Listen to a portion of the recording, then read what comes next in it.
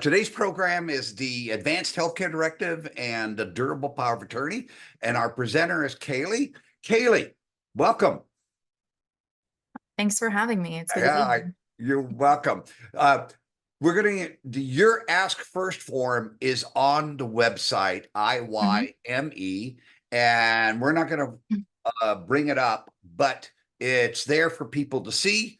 And I'm going to just ask you orally the questions. Okay. You have what's your educational background? So we're talking like undergrad, all of that, right? Yeah, well, I don't want to know where you went to grammar school. If that No, so I graduated from UCLA. I went to Chapman Law on a full scholarship. I was able to maintain it for all 3 years. So I graduated debt-free from Chapman. Wow, So yeah. that's a rarity. Yeah. I felt very blessed, but law school is very expensive. Yes, yes. So, how long have you been in the business of estate planning?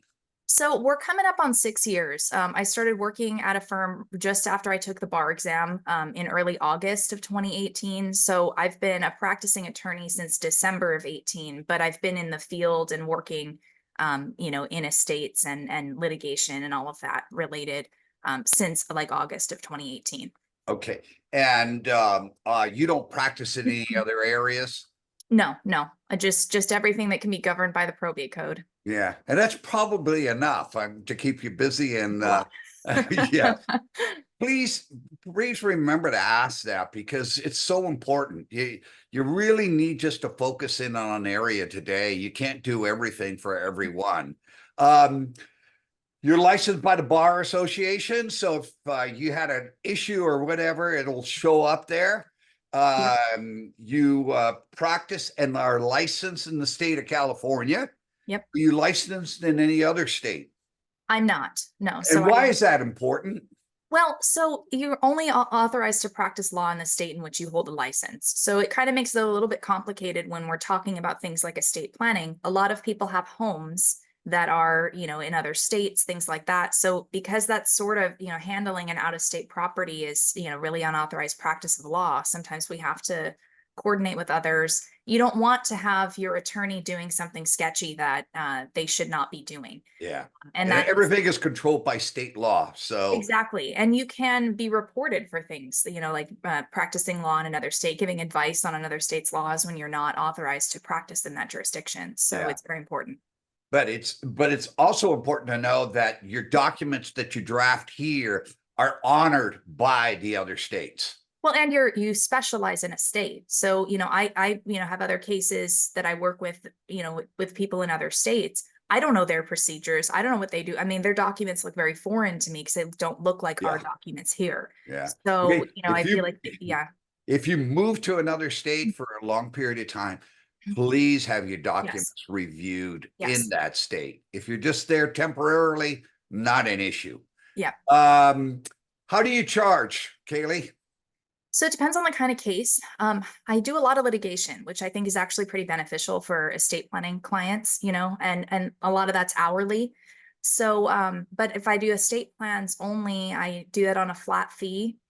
There may be some additional charges just based on the circumstances, if there are additional homes, things like that, that we need to deal with. But, my rates are pretty fair and, usually it's a flat fee for planning purposes. And what is it?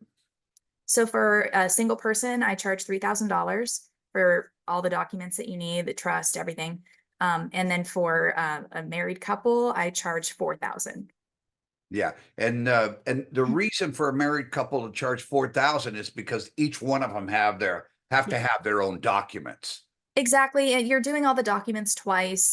There's a little more complication. Sometimes you might have, just different ways that the trust is. It's a more complicated trust. You sometimes are splitting it on the death of the first person. There's a little more complicated aspects, but it's not. We don't want to double the fee because you are essentially doing the same documents. Just mostly they use the same people. So yeah. And so, do you give a free counsel? Or a free meeting?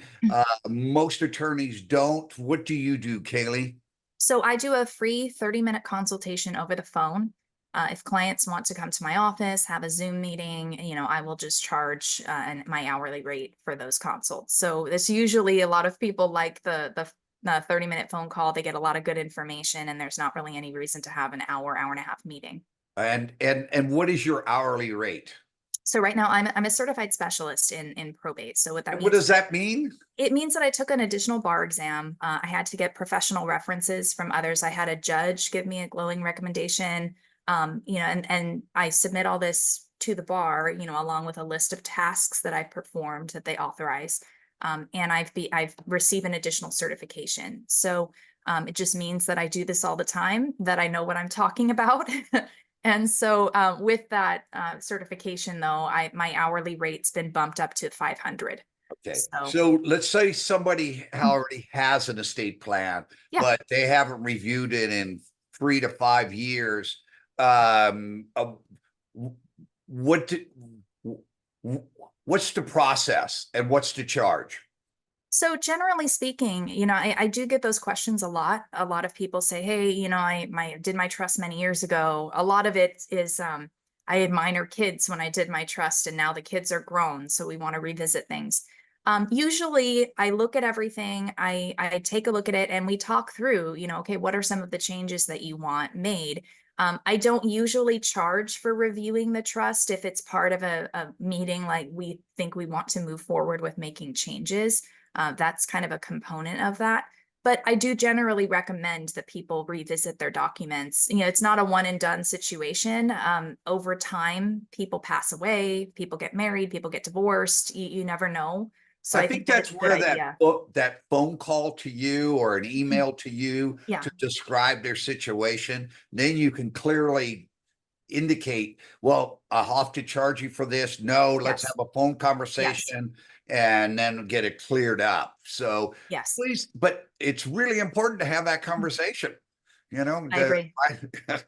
you don't want to all of a sudden have a bill coming in that you didn't weren't expecting. Well, and And and don't I go ahead. I'm sorry. no, the only thing you have is your time and expertise. Yeah, exactly. And I mean, I think as far as the importance of reviewing your documents, I've had people who plan, and then, by the time that we needed to act with a power of attorney, with an advanced healthcare directive, everybody that they named in their documents had passed away. So then we were still looking at things like conservatorship, which we'll get to later. Yeah. So all this is to say, even if you plan, if you're not current with your documents, it's extremely, I mean, it may be as though you didn't plan at all. Yeah. So And the thing of it is that when you ask an attorney to make a change in your estate planning documents, they're going to be responsible for your entire estate plan. yeah, So there's a lot of liability there. yes, And yes. beneficiaries, as Kaylee knows, because she's a litigator, Yep. they're not that shy about going to court. Yeah. So, and that's because of fiduciary liability. And we'll talk a little bit more about that later. Yes. Are you connected with anyone who sells annuities, mutual funds? Do you accept or take or give referral fees? I don't like referral fees as a concept. I think it's very sleazy and kind of gross to ask for them. And I don't really like offering that. I just think that we should be helping each other as professionals. And I think that that's the reward, is being able Yeah, to know that if I can't help somebody, I can hand them off to someone who can. I'm not looking for personal benefit. So no, I'm not connected with anybody who sells insurance, annuities, things like that. yeah, And I don't give or take referral fees. yeah. And in completing the Ask First form, was Mhm. anything on there offensive or no? No, And how long did it take you to complete? couple minutes. Yeah, yeah. But those are important questions in there, Yeah. Yeah. Okay, let's get to the program. Okay. You want to bring up your outline? Yeah, Your sure. Kaylee's outline is on our website. And the Advanced Healthcare Directive, it has her contact information. Uh, we're not going to show the outline 100% of the time on the screen. We're going to hopefully have a conversation about everything in the outline. Yeah. So let me bring up mine as well. Go down to the first slide Okay. and we'll go there. The first slide with my contact Yeah, information. no, the first slide of the outline, Okay, this one. designed to help you plan for incapacity. Yes. This, go ahead and stop sharing. Okay. You know, most individuals believe that these estate planning documents are all about death and dying. And on the screen, you just showed the documents are for incapacity. Yes. You know, talk a little bit of why these two documents are so important in an estate plan. So, a trust is usually meant for, I mean, primarily it's the vehicle through which you pass things to your heirs when you pass away. There are, I mean, you obviously can, still use it when you are incapacitated. You have somebody else managing things and utilizing the funds. But here we have power of attorney and advanced healthcare directive. The two components, one handles finances and the other one handles your health decisions. So with power of attorney, you'll have no authority over anything. The agent under power of attorney will not have any authority over anything in your trust. So anything titled in the name of your trust, they're not going to be able to control or manage. The trustee of your trust will handle those things. But it's really important because a lot of people have retirement accounts. They have, IRAs, 401ks. Those things cannot be assets of the trust. Yeah, So it's important yeah. that we need I to was at utilize those funds. I was at Cox Cable. Uh-huh. They would not allow me to cancel somebody's cable because they had moved. And so I had to bring in the power of attorney that I had legal authority Yes. to turn this in. And you mentioned title. Yes. I mean, one of the first things I do when I step into somebody's estate plan is list the assets and find out how they have the title. Yep. It's extremely important. And I think that there's a common misconception that everyone just throws around the word power of attorney and thinks that that just means, oh, I control everything. A lot of people who are not informed on what these documents do, that's just kind of a buzzword. And so, yeah, it is one component of a comprehensive estate plan. You should have your assets in a trust. The ones that you can't, you should have a power of attorney so that someone can manage those things. If you have dementia, Alzheimer's, something where you're not able to manage your own Yeah, affairs. yeah. Even And husband and wives. I mean, yes, if somebody's in the hospital and hey, you need to get some monies out of your yes, wife's IRA account, you can't just call them no. up.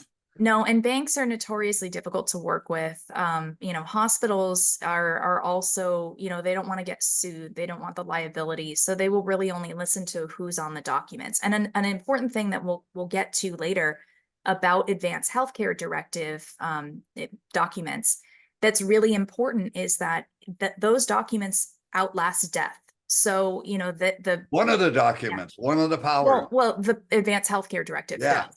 So that it outlasts death. So, that's where you put your burial preferences, your all of that. It's extremely important to have because the person who's designated as the agent under that document has priority to make those arrangements even over and above a surviving spouse to the extent that they're different.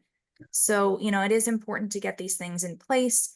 If you Yeah. don't, you're looking at things like conservatorship, which I said we'll talk about a little bit later. Yeah.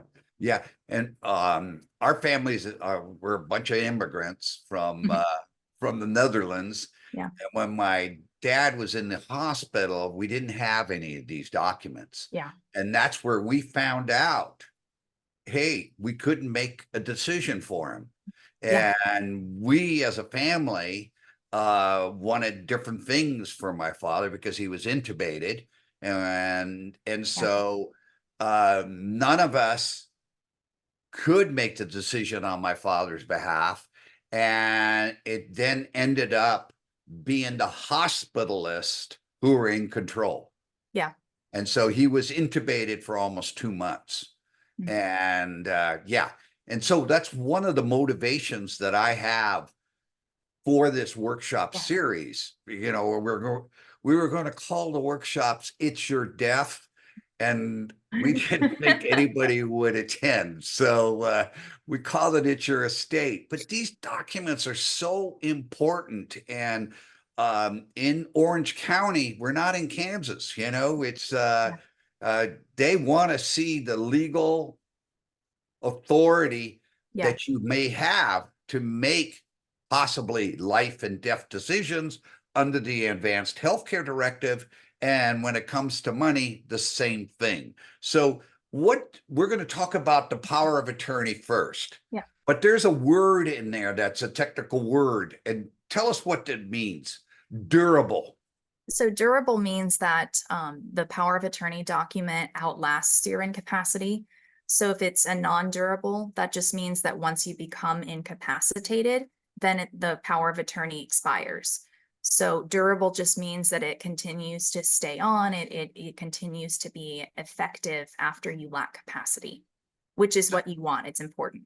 Yeah. The other thing too is that because we get this question a lot, does the power of attorney have control or influence over the trust title? If you have something in trust, can the person who's wearing the power of attorney hat make changes in the trust or act on behalf of an account titled in the trust? No, no. So the agent under power of attorney is sometimes called the attorney in fact.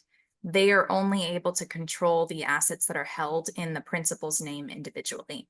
So Yeah. that's why I mentioned that about 401k, retirement accounts, things like that. Those are common ones that I see, is if you are very good at funding your trust, putting all of your assets in your trust, there will be very few accounts that you need to have a power of attorney manage. Yeah. So By the yes.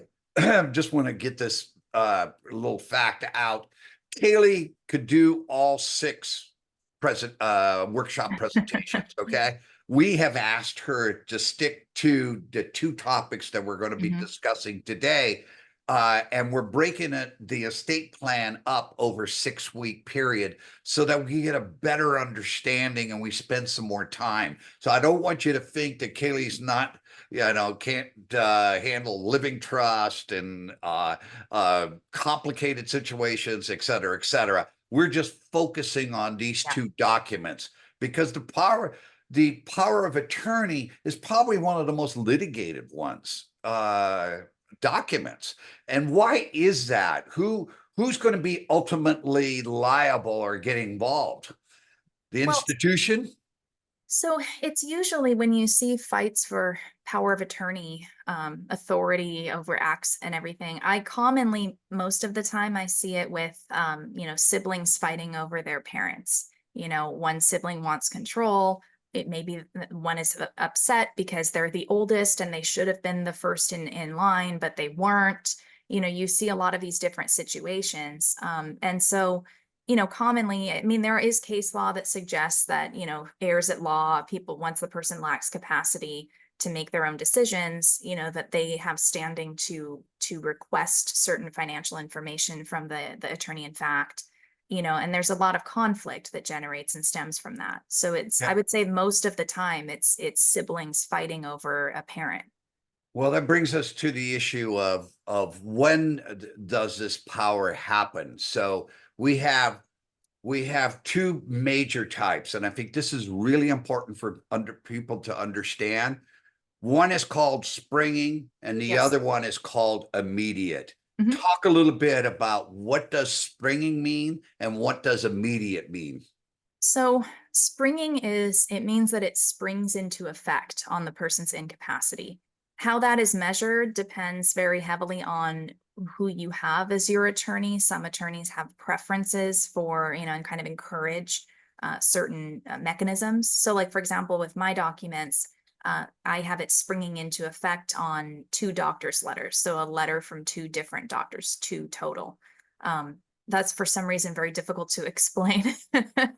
You can say two doctors letter, I mean, it's very, Well, you um, can't do anything. You yeah, can't, the power doesn't spring yes, into being until those two letters from doctors yes, are original letters are Yes. shown to the bank or shown to Yes. whomever you are trying to get the money from. Exactly. And so I mean that's what measures the person's incapacity, right? Up until that point, they're presumed to have the capacity to manage their own affairs. And it's only the document says that only after we receive those documents do we deem the person incapacitated. So And what does immediate mean? Mhm. So immediate is, the minute that you sign that document, you give that agent authority immediately. So there are a lot of reasons why you might do this. Maybe you're going on a trip and you want to make sure that, somebody has the authority to manage certain things. There are just different reasons, or maybe you just want the help right now and want someone to be able to step in and take care of things. I think either, can work for different situations, but those are the main differences. Yeah. I want people to take a look at their documents to see whether Yes. or not they have springing or immediate. And what I find is many attorneys recommend springing. Mhm. I'm the Kaylee designs the Mhm. trust and the documents. What I do is, as a professional fiduciary, kind of drive these documents, or I drive the car. She designs the car. And what I'm finding is that I'm starting to recommend highly the immediate Mhm. versus the springing. And the reason for that is the medical system today, as doctors are very nervous about liability. And Yes. so they have to literally declare you to lack capacity Yeah. in order to write the letter. And maybe you only need help writing checks or some minor, financial thing. You're not Mhm. completely incapacitated, but the person can't do it unless you have a doctor's letter. Yeah. So, and also in practicality is you have a primary care physician. Well, if you state you have two doctors, Yeah. now you've got to make an appointment with another doctor who has no knowledge of you Mhm. medically, and you got to get that doctor to declare that you have incapacity. I Mhm. find that very burdensome. And so I usually recommend that if you want a springing power, Mhm. then do it with one Mhm. medical doctor. And if you have an immediate document, make sure you trust that individual to carry out your wishes. So but I understand, Kaylee, Mhm. completely that if you had two strangers, or Yes. every situation is a little bit different. And so uh you know but today's health system is such that liability is such a major concern that I see one medical doctor as being just some feedback Yeah. as to the document. But for each person who's listening, please look at your document and see what you have. Do you understand? Do you have a springing? Do you have an immediate? If it's springing, is it one or two doctors? Yeah. Well, and I think that every situation is slightly different, right? I do a lot of litigation, so I'm always thinking about. I had a case once where, in fact, I think you were on this case actually, where the next door neighbor had come in and taken over her life, and Yeah, they shared a doctor. So all he had to do was, take Mary Jane down to the doctor and say, "I'm really concerned about her," and the doctor immediately wrote a letter. yeah, So, by having a second opinion, you protect against yeah, situations like that. But there is a drawback that, yeah, it is challenging. Sometimes yeah, getting an appointment with a doctor takes a long time. Sometimes they yeah. won't, unless they do a whole psychological evaluation, they're not going to write it, that you have to undergo extensive treatment before they're willing to opine on something. So it's kind of which is the lesser of two evils for you, right? I agree. I So, agree. I agree. And that's why that discussion is important for people yeah, to have. And by the way, there is nothing wrong with having two yeah, medical doctors. I don't want to get the opinion that's bad law. yeah. It's good law just understand the issue when you're drafting the document. What types of documents are there? Is there a statutory form, or do you design your own? How many pages is your power of attorney? So I've seen some that are excessive, 10, 15 pages. I laugh when I get those personally. Mine is, I think, 3 or 4, depending on the person and the information, but it usually is about 4 pages. There's a statutory form. So statutory just means that it's built into the probate code. So you can copy and paste it basically right from the text of the probate code. And that's, a lot of people use that. You can download that form. It's usually a couple of pages. But one of the problems is that it's not very expansive. So, for example, one of the, I mean, every power that you can be granted or grant to your attorney in fact is usually about a sentence, and it's pretty ambiguous. And so some attorneys will expand on those powers. They will explain what that means. So, for example, authority over tangible personal property, I believe, is one of those sections. I'm kind of going off the cuff here as far as the Yeah. language, but it's, that's in the statutory power of attorney. But what does that mean? Does that mean that they can get rid of all of their things? Can they put up a garage sale? Can they donate them? Can they buy furniture? Can they sell furniture? I mean, there's a lot that you can imagine could be under that blanket. What's authorized, what's not. I just like to be a little bit more descriptive with some of those things. So Yeah. we've got the heart of that there, but we're just expanding to provide further direction to the Some power of attorney. Yeah, some brokers, for example, when I hand over the power of attorney and it states in there, I have the authority to make stocks and Yeah. bond transactions over the person's account. And they'll tell me, well, I'm sorry, it doesn't state in here that you have the power over their retirement account. Yeah. And and all of a sudden I'm dead in the water. I Yep. can't make any transactions, and we have to go another route. So the language is really Yes. important, Yes. and probably don't want to pick one up from the uh, what do you call it, the drugstore. Yeah. No. Well, why is that? Well, I mean, it's going to be very bare bones, Yeah, it's going to be very, I mean, it may be a durable power of attorney, it may be non-durable. I think that a lot of people, especially with power of attorney, I find they feel like they can do it themselves. yeah, And I think there's real value to having an attorney review things and yeah, explain things to you, yeah, because they're not just going to take your money and spit documents back at you. They're going to explain to you what each thing does and tailor a plan for your specific situation. So yeah. if you do say, I want an immediate power of attorney, I don't want to deal with this anymore, I want someone else to handle it, you can craft a document to state that. And if you say, oh no, like we're 30, we don't need this power of attorney to be effective now, we want to deal with it when we're much older, that can be arranged as well. So I think it's just very important. Yeah. One of the things is that who do you name? Yeah, I mean, Who do you name to be the attorney in fact? that's a question. I mean, a lot of people I meet with, they have multiple children. A lot of them will say, oh, I know that my oldest will want this, but I think that, my middle child is more, financially savvy. That's always a conversation that I have with clients is, your family. I don't.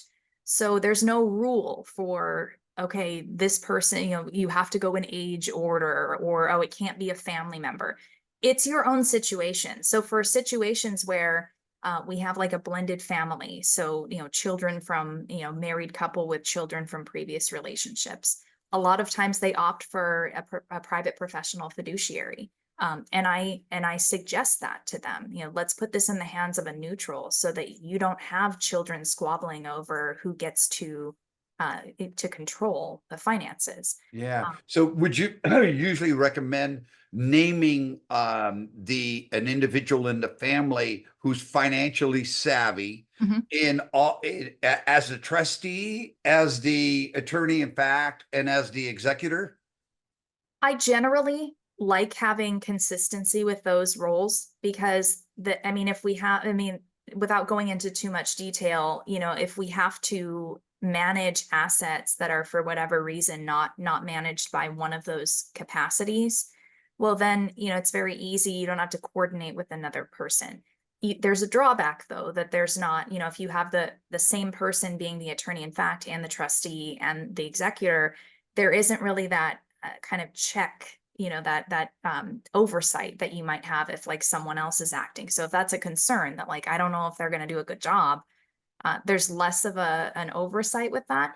But that being said, I think that for like keeping all the financial aspects like consistent with each other is a good idea. And a lot of people opt to name a different person as their healthcare agent because they want to give everybody a job. So if they have two kids, they might say, okay, let's give, this person the financial decisions and let's give this person the healthcare so that no one feels like they've been slighted.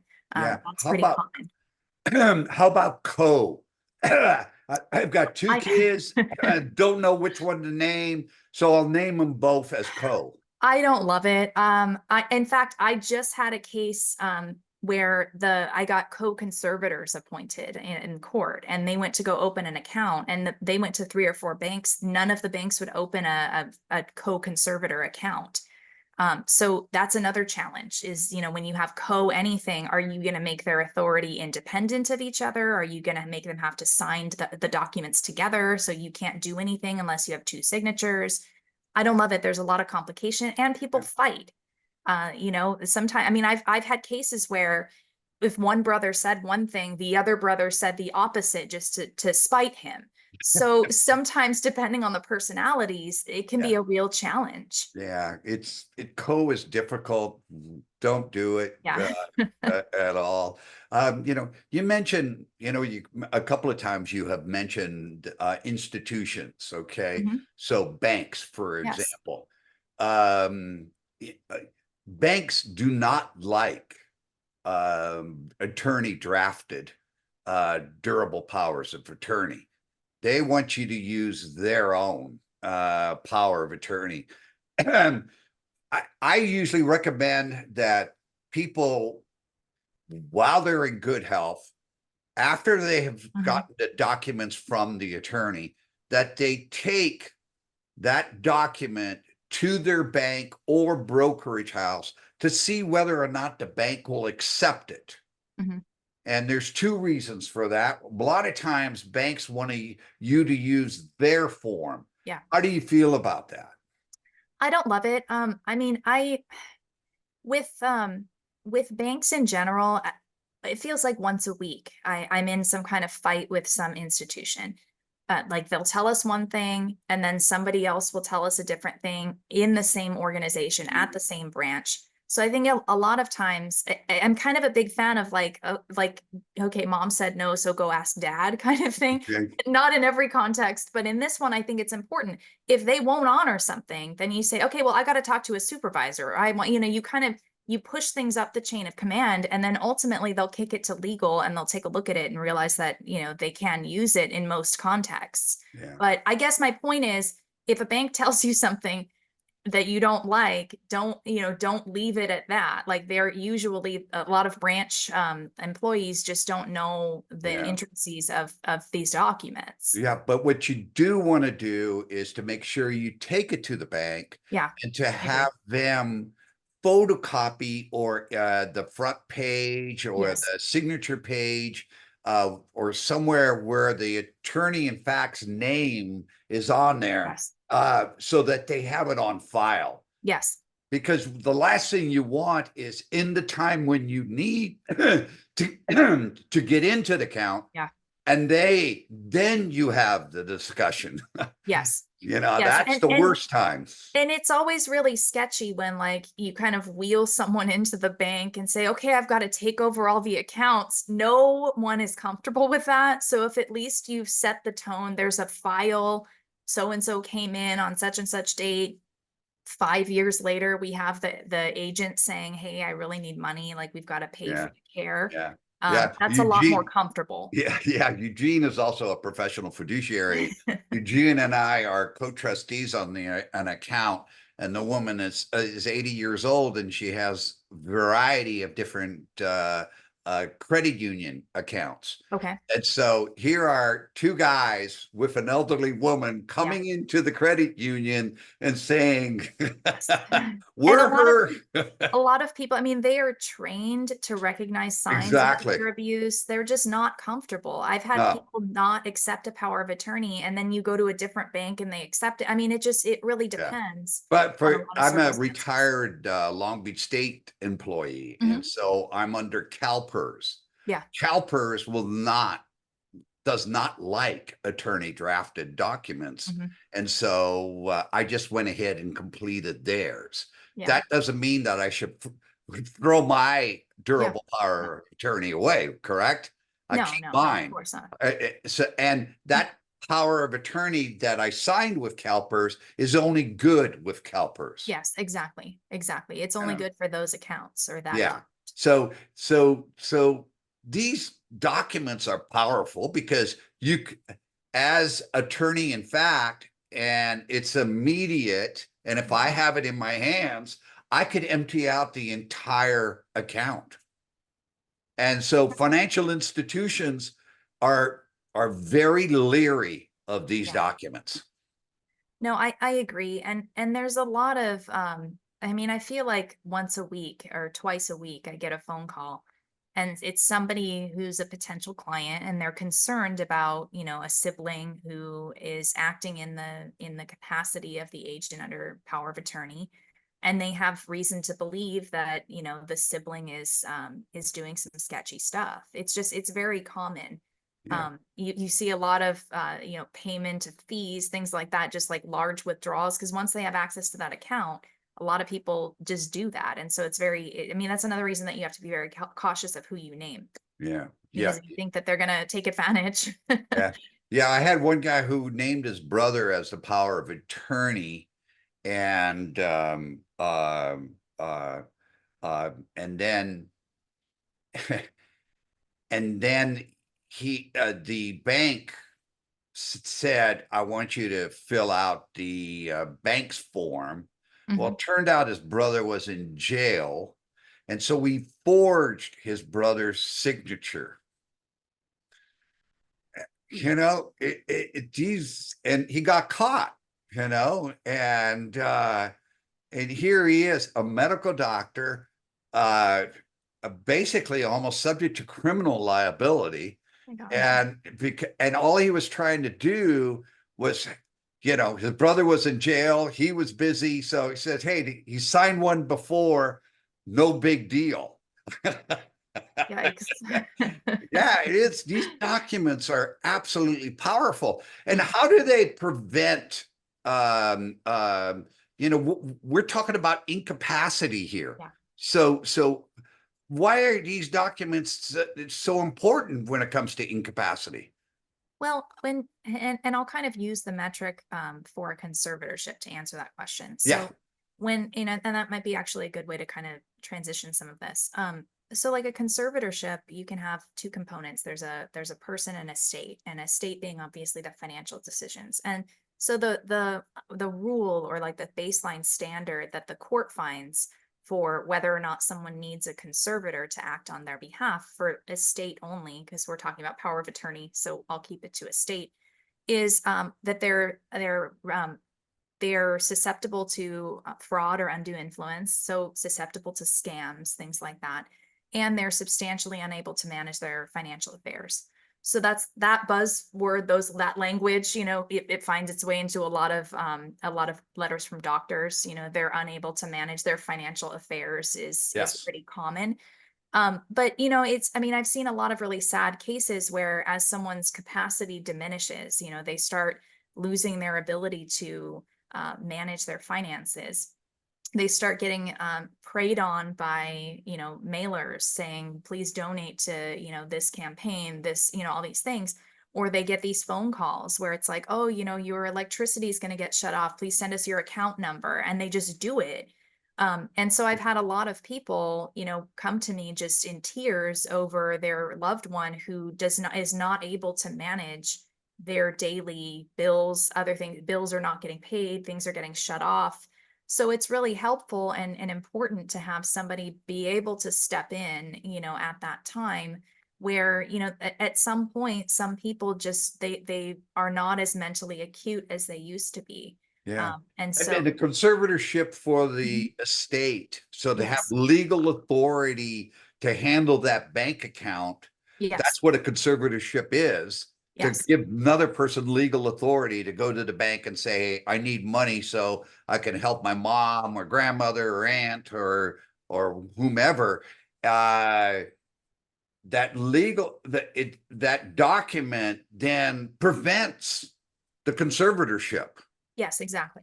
So And we haven't talked about healthcare directives yet. So now this we're is going to a get there little in a little bit, bit. yeah, this is a little bit jumping the gun, but so a conservatorship is like an adult guardianship. And so it's essentially saying, hey, this person can't take care of themselves. Somebody else needs to step in and take care of them. However, the main reason that you would need a conservatorship is that you failed to plan during your lifetime. So a lot of times people are stubborn.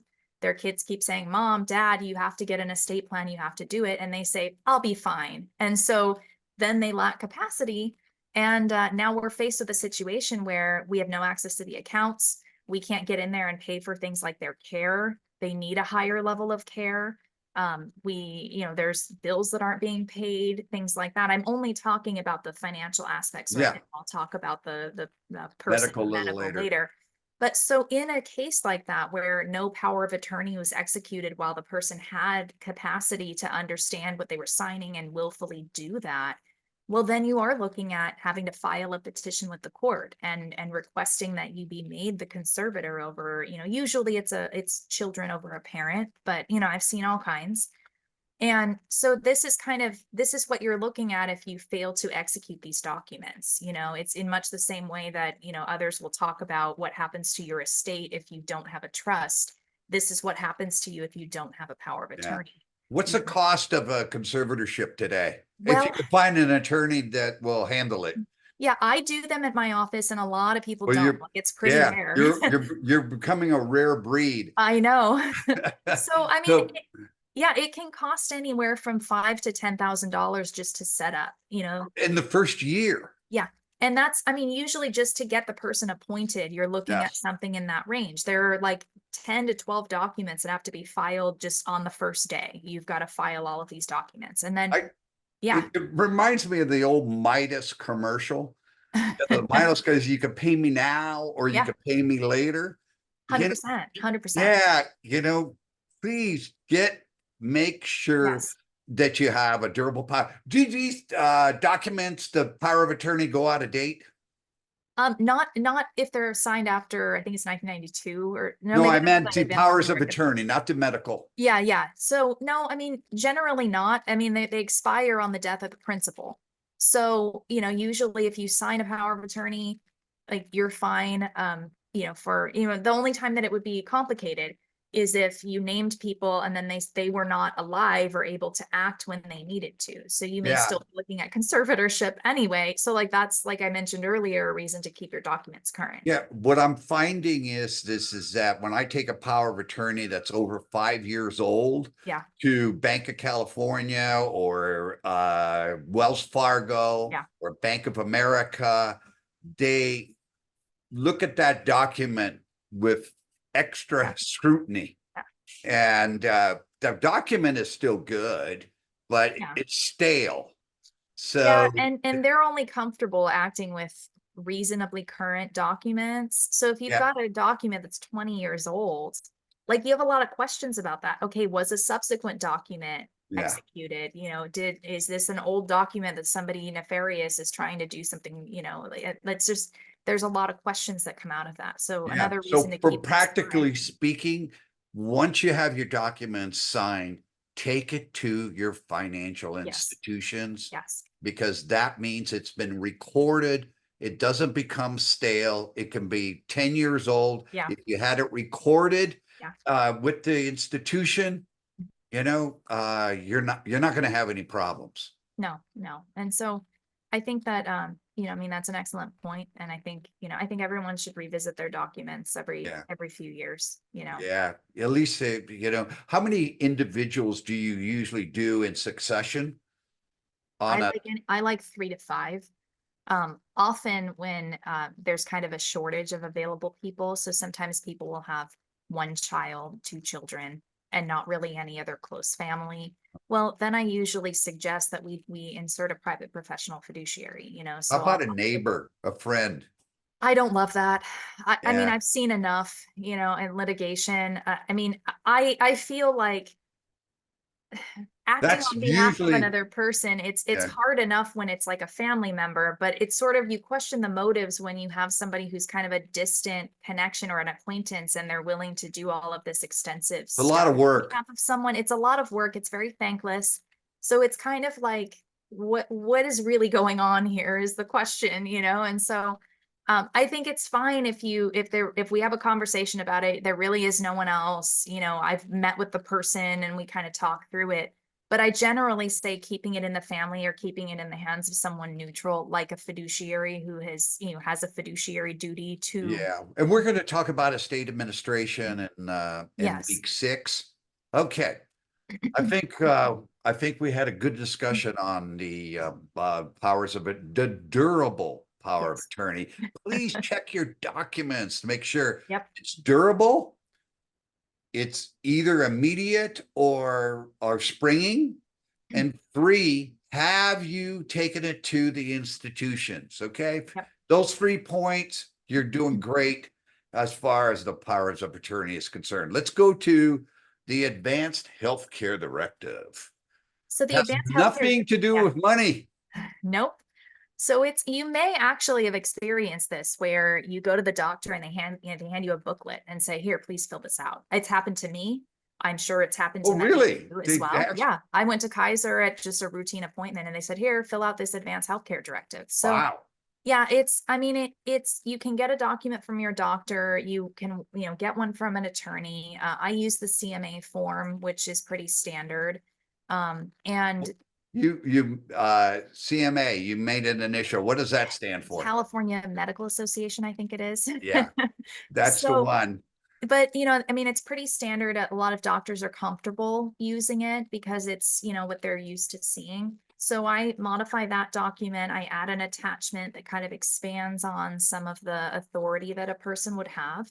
But this document's really important because it's key for making decisions for you when you can't make them yourself. So for things like if you're comatose or you're, you know, on in some situation where you don't have the ability to dictate what happens to you. And it's an uncomfortable conversation. I mean, I think this piece of this presentation is certainly a little bit more uncomfortable than anything else. But I think these are important questions that you have to ask. You know, you Yeah, have to be thinking about, you know, do you want them to kind of pull the plug if you're not, if it doesn't seem likely that you're coming back, or do you want them to just do anything to keep you alive as long as yeah, possible? Do you want to be an organ and tissue donor? You know, these are some questions that you ask. And as I mentioned earlier, the agent that you name under your advanced healthcare directive, to the extent that it's different from like a spouse, that they have statutory priority to dictate disposition of remains. So a lot of people do name their spouses, but you know, to the extent that that is different, if we are looking at the hierarchy, the list, it's the agent under advanced healthcare directive. This document survives death. So the agent still has authority after the principal has passed away to make those decisions and make those arrangements. So yeah. this is the document where we specify if you have some kind of cultural significance or affiliation, or if we have religious affiliation, that's really important and that should be observed for care. You know, if you want to be buried instead of cremated, like this is something, if you've already made arrangements, which is Yeah. great, absolutely great. You know, if you've already purchased a burial plot or you've already made cremation arrangements, say all of that, tell your attorney that so they can put that in these documents and the agent can have that information. Yeah, it's at the time that you're seriously ill or you go into the hospital, Mhm. and this is not the time to have that conversation. No. The conversation has to be done in advance. And Yes. I always recommend, have a good bottle of wine. Sit down at the kitchen table or wherever you're comfortable, relax, and whoever you named in your document to make medical decisions. By the way, can the agent make medical decisions if you're fully competent and at the hospital and can communicate with the doctor? Generally not. So there is an option to make the agent's authority effective immediately. I don't think I've had anyone sign No, that line. I've done dozens and dozens and dozens no. of So, statements. so So do not worry. The yeah, doctors, the hospital, the nurses, and everybody else having to do with your medical care are going to listen to you so long as you can communicate with them. The yes, only exactly. time your agent for your health care steps in is that, hey, you're just come out of an operation, you're still pretty groggy, Mhm. and you're not awake yet, and a medical decision needs to be made. Yeah, Well, now your agent steps in, and hopefully you have sat down with your agent for a good hour yeah, at least, and drinking that beautiful wine and talked about all the things that are important to you. yeah. And people are not comfortable talking about death and No, dying. no. So if you have a party, you need somebody to come in and talk a little bit about dying, please ask me to do so. I'll be happy to. I love talking about it because it makes me enjoy life so much more. But there is a booklet and it's on our website Mhm. and it's called Your Way. And I am going to, I think if I share, nope, that doesn't do it. Um, Eugene, could you possibly bring up that Your Way booklet on the screen and I'll continue talking about it. But I want Sure. people to kind of take a look at it. Uh, People have a hard time figuring out what do we discuss. And so I'm seeing on my screen a beautiful mountain. I don't know if what what you see. But anyway, it talks about what is important to you today. Yeah. It talks about what if could you scroll down just a little bit and yeah, there you go, because it has the phone number and the address and the website that you can go to. And it's not a legal document. This talks about how you feel. And the name of the booklet is Your Way. And I love that because you control how you want to die. You Yeah. control where you want to die. You control who do you want to see. You control as to who do you want your agent to talk to. Mhm. Who do you want your agent not to talk Yep. to? And we all have one person in the family. We should never ask them to do anything, you know. Um, it talks about hospice. Yeah. If you have somebody under 50 and not experienced in the medical field, uh, they don't understand hospice, and you can get on and off hospice uh, 10 to 20 times. Yeah. Being on hospice does not mean that you are guaranteed to die. Um, Going on hospice, and I hate you families who use this word, is giving up. Yeah. If you got a disease, it's not about giving up. The disease is going to be the one that's Yeah. going to kill you. It's not that you give it up. What is death to you? Is death your heart stopping or your mind stops working?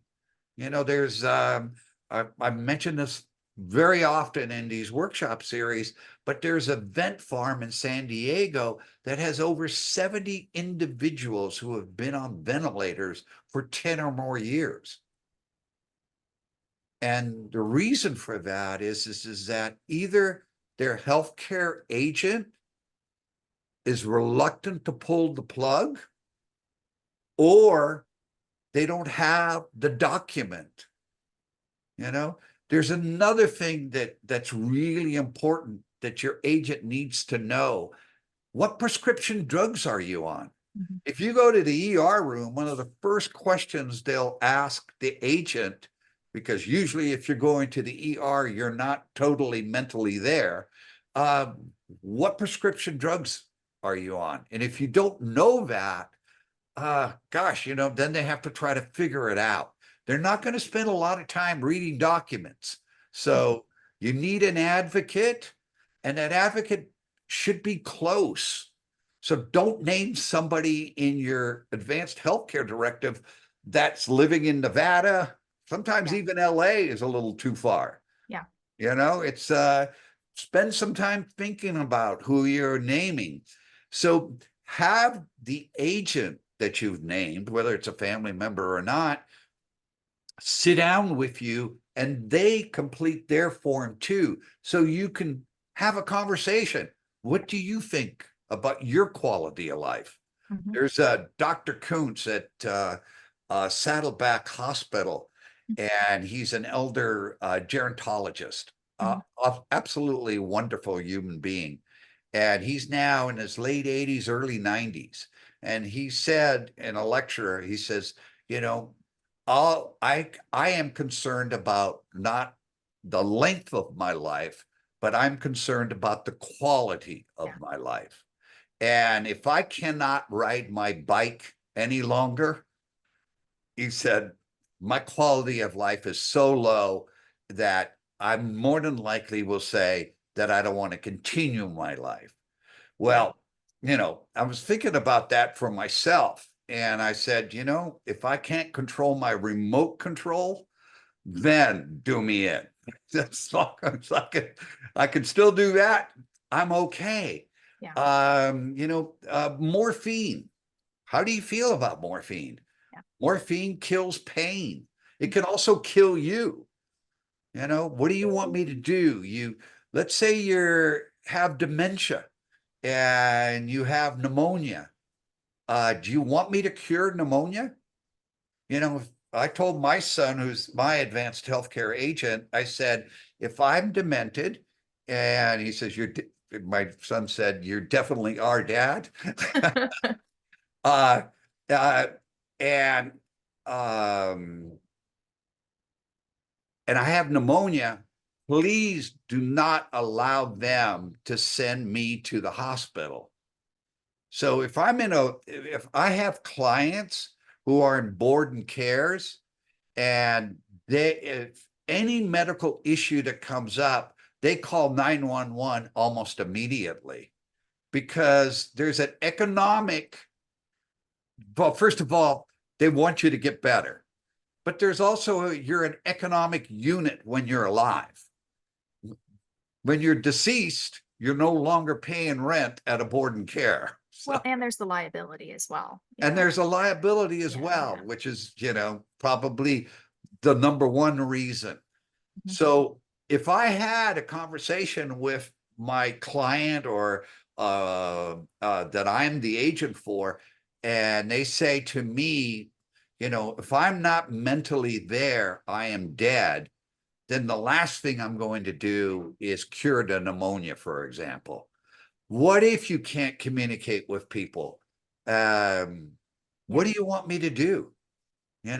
So dying is not as easy as you think, especially here in Orange County. Yeah. We have some of the best hospitals in the world. They can keep you alive as long as you want. So it's about the quality of life. And the person that you pick to be your agent, do you want them to be a wallflower? You talk about the bank and higher up. We're so used to, my mother thought anyone who wore a white coat was kind of like a god. We just listened to them. Yeah. Well, that when you go into the hospital, you go in to see a hospitalist and they don't know anything about you, and they're in charge except for your healthcare agent. And the hospitalists are going to ask you, the agent, how long have you known this person? What kind of conversations have you had? Mhm. When was the last time you had this conversation? Do you know who your principal is? Do you know what they want? So the hope is the agent can say, yes, we spent over an hour, don't mention a bottle of wine. We spent over an hour talking about her healthcare wishes. Uh, the doc, and this was 3 years ago.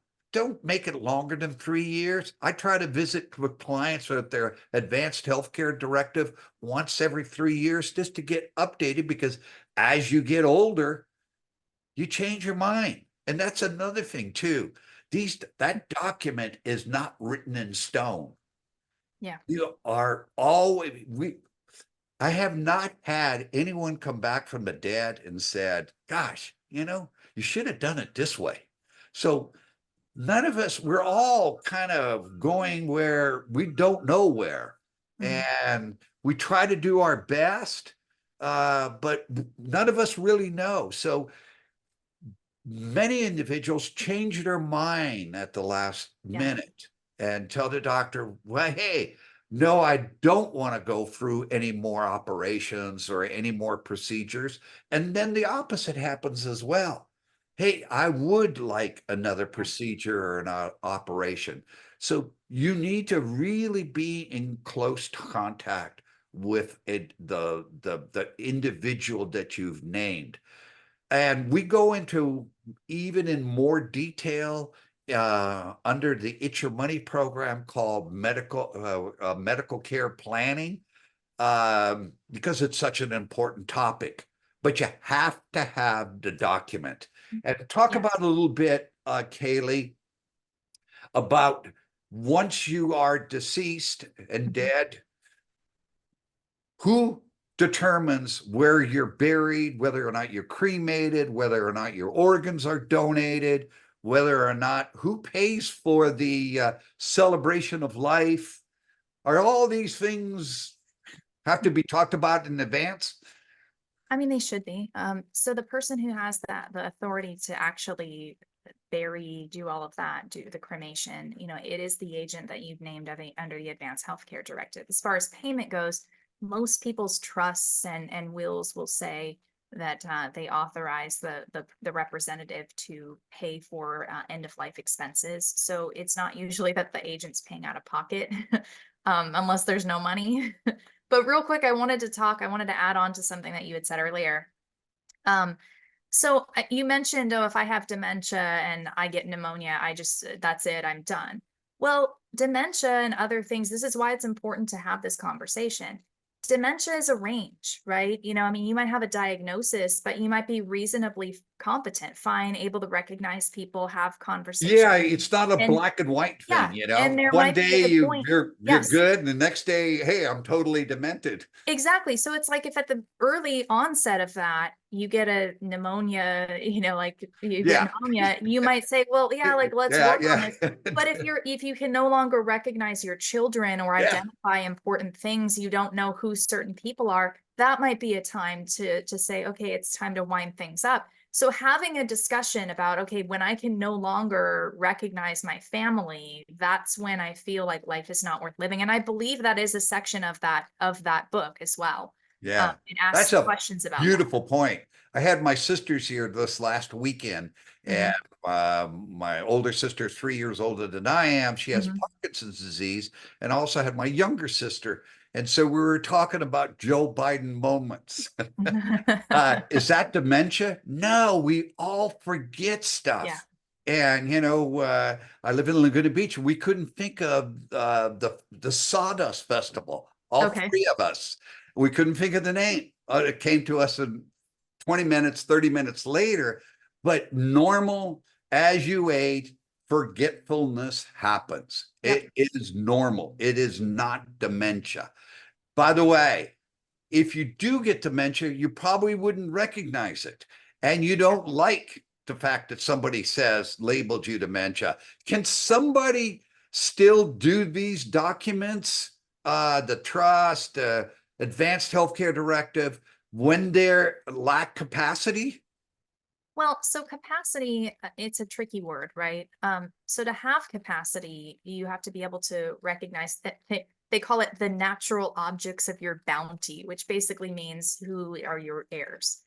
You have to be able to identify them. You have to be able to specify what, a testamentary document is. You have to understand the consequences of signing that proposed document, and that this means I'm cutting one of my children out, or I'm leaving more to another, or I'm leaving everything evenly to the children.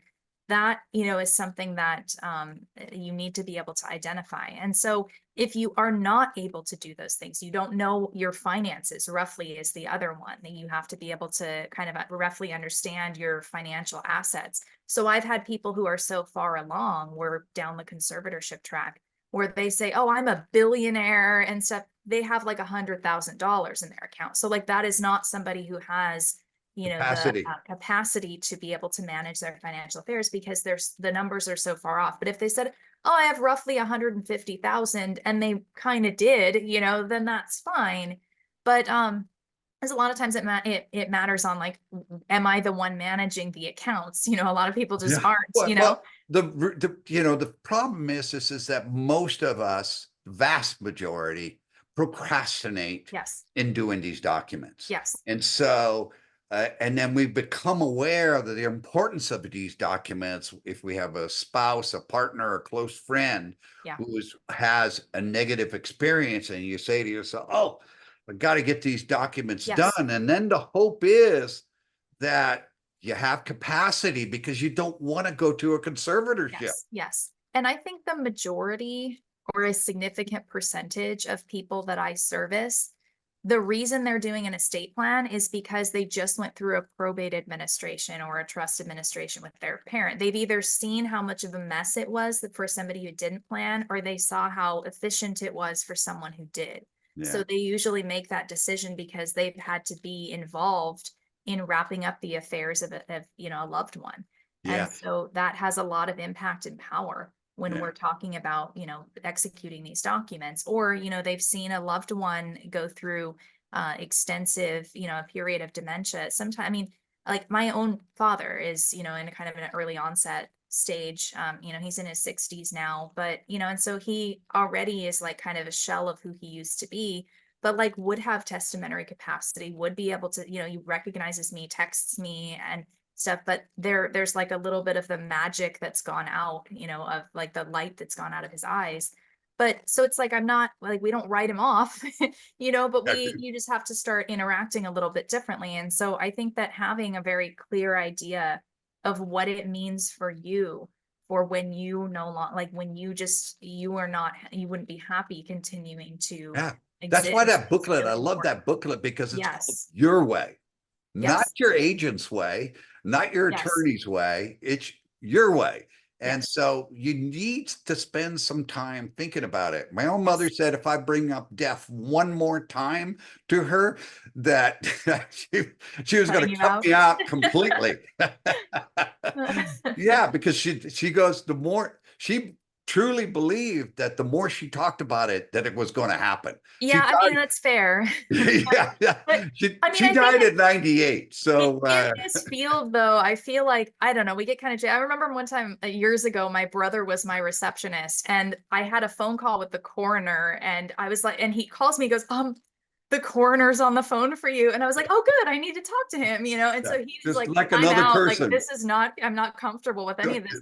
But I feel like, we're comfortable talking about it because it's what we do all the time. And Yes. so I And we think that, see it. let's remove that stigma from this, Yeah. that like we can't talk about this until it's too late. Like, let's have the conversations now. Yeah. Talk a little bit about how many people do you name as successor? Yeah. I'm sure you don't recommend Mhm. What kind of individual would you like to be your medical care agent? You mean me, or like a, Yeah, for just generally when people, I'm sure they ask you, hey, I have 4 kids. Who would you recommend of my four kids as if I give you a little synopsis of each? So generally, yeah, I ask for, kind of, okay, give me a little bit of a sense of their, okay, I have one who is the older brother. He would, he would die on the hill of being having to manage the affairs, And in a situation like that, you're kind of encouraging litigation if you don't name, I mean, it's the advice varies depending on the individual, Yes. how many people they have, whether it's a Do, blended family, do they those have kinds of things. time?